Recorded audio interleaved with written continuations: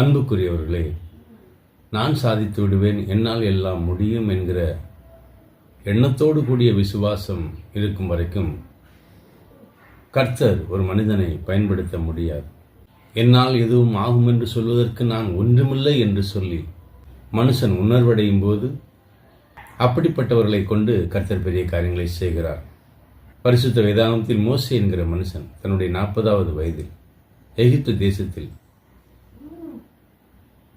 தன்னால் ரட்சிப்பு உண்டாகும், தன்னுடைய ஜனங்களுக்கு விடுதலை கிடைக்கும் என்கிற நம்பிக்கையோடு துணிகரமாக கொலையும் செய்தான் என்று சொல்லி நாம் பார்க்கிறோம். ஆனால் அந்த மோசேயை அவனுடைய சொந்த ஜனங்களே ஏற்றுக்கொள்ளவில்லை. அதனால் அவன் தேசத்தை விட்டு ஓடி போக வேண்டிய சூழ்நிலை ஏற்பட்டது. 40 வருடம் வனாந்தரத்தில் மோசே ஆடு மேய்த்துக் கொண்டிருந்தார்.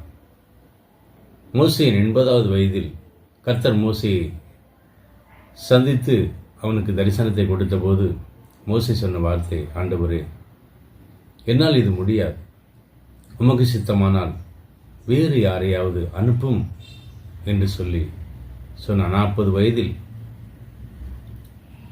என்னால் முடியும் என்கிற எண்ணம் கொண்ட மோசே 80வது வயதில் கர்த்தர் அழைத்த போது என்னால் முடியாது என்கிற ஒரு வார்த்தையை சொன்னார். ஆனால் கர்த்தர் மோசையை கொண்டுதான் பெரிய காரியங்களை செய்தார். என்னால் எதுவும் ஆகும் என்று சொல்வதற்கு நான் ஒன்றுமில்லை என்கிற அறிவுபூர்வமான விசுவாசம் அல்ல. உங்கள் இருதயம் உணர்வடையும் போது கர்த்தர் உங்களை கொண்டு பயங்கரமான காரியங்களை செய்ய வல்லவராயிருக்கிறார்.